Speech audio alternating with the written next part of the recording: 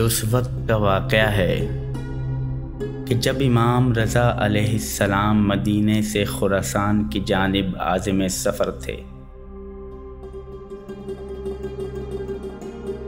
آپ نے جنگل میں ایک شکاری کو دیکھا جو ایک ہرنی کا شکار کرنے کے بعد اسے ذبح کرنا چاہتا تھا۔ ہرنی اس کے چنگل سے چھٹکارا پانے کے لیے ہر حربہ آزما رہی تھی، مگر باوجود کوشش کے وہ اس کے چنگل سے چھٹکارا نہ پا سکی۔ اسی اثنا میں امام رضا علیہ السلام قریب پہنچے۔ جب ہرنی کی نظر وارث سلیمان کریم امام علیہ السلام کے رخ انور پر پڑی تو اس نے اپنی زبان میں آپ سے شکاری کی شکایت کی اور آپ علیہ السلام سے مدد کی درخواست کی۔ ہرنی کی فریاد سن کر امام رضا علیہ السلام نے شکاری سے فرمایا کہ اسے چھوڑ دو، کیونکہ اس کے بچے بھوکے ہیں اور یہ ماں اپنے بچوں کی محبت میں تڑپ رہی ہے۔ بس ہم ضمانت دیتے ہیں کہ جیسے ہی یہ اپنے بچوں کو دودھ پلا چکے گی تمہارے پاس واپس آ جائے گی۔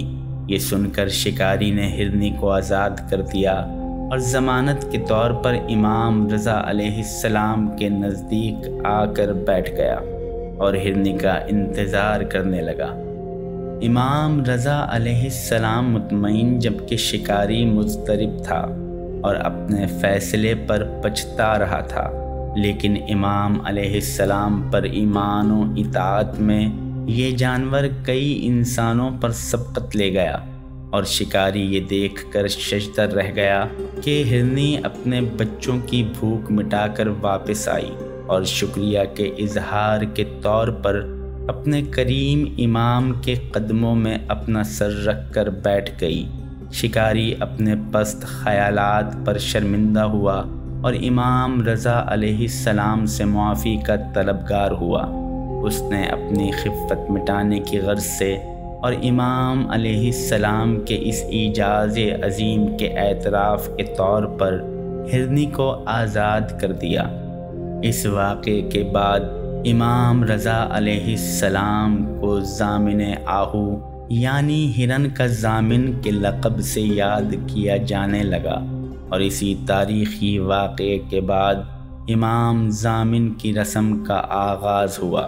یہ رسم آج بھی مسلمانوں میں رائج ہے، اور مسلمان اپنے عزیز و اقارب کو جب امام رضا علیہ السلام کی ضمانت میں دینا چاہتے ہیں تو ان کے ہاتھ پر امام ضامن باندھتے ہیں۔